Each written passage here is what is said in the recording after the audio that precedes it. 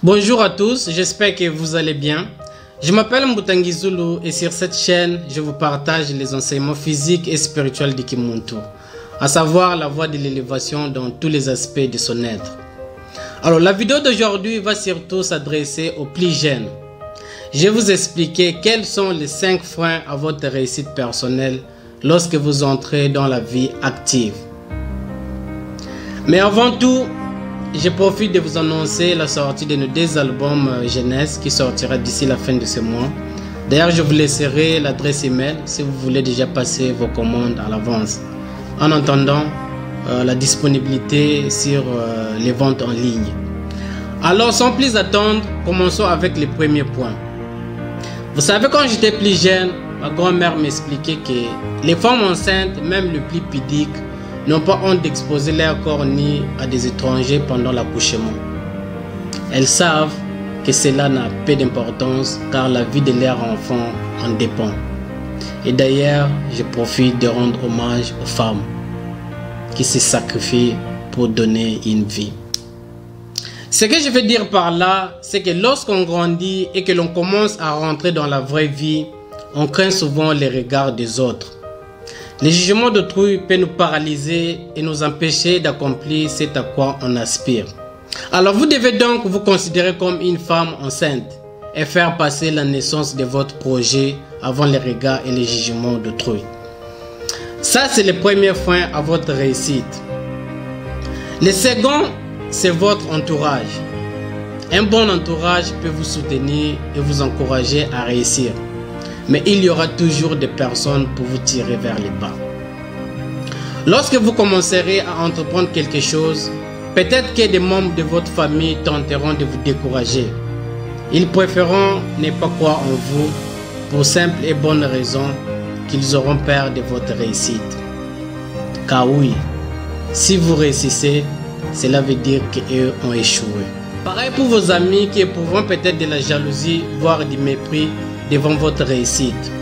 Dans ce cas, la seule chose à faire, c'est d'accepter et de s'entourer uniquement de personnes sincères qui vous soutiennent et qui croient en vous. Le troisième frein à la réussite, c'est tout simplement le manque d'action. Vous savez, beaucoup de personnes attendent trop longtemps avant de se lancer dans leurs projets. Certains veulent que tout soit parfait avant de commencer. Mais comme il y a toujours quelque chose qui ne marche pas ou il y a toujours quelque chose qui ne va pas, ils ne passent jamais à l'action. D'autres sont paralysés par leur peur d'échec. Concerne la discipline.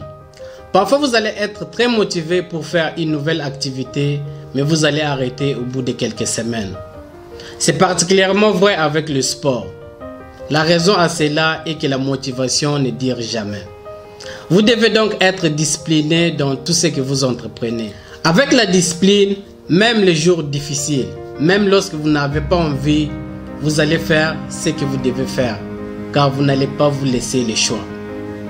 Comme toute chose, l'autodiscipline est quelque chose qui s'acquiert et qui se travaille. Enfin, la dernière chose qui peut freiner votre réussite, c'est l'avidité. Vous savez, beaucoup de jeunes croient que réussir, c'est être riche, mais c'est entièrement faux. On devient riche parce qu'on réussit, pas l'inverse. La réussite, c'est avant tout trouver une manière qui vous plaît d'aider les autres. Certains deviennent très bons dans un domaine qui les passionne, puis ils monétisent leur savoir pour aider les personnes qui rencontrent les mêmes problèmes dans ce même domaine. Par exemple, quelqu'un qui s'intéresse vraiment à la nutrition deviendra nutritionniste pour aider les gens à perdre du poids et à mieux manger. Son métier étant une passion, il sera un excellent nutritionniste avec de nombreux clients et deviendra riche comme cela.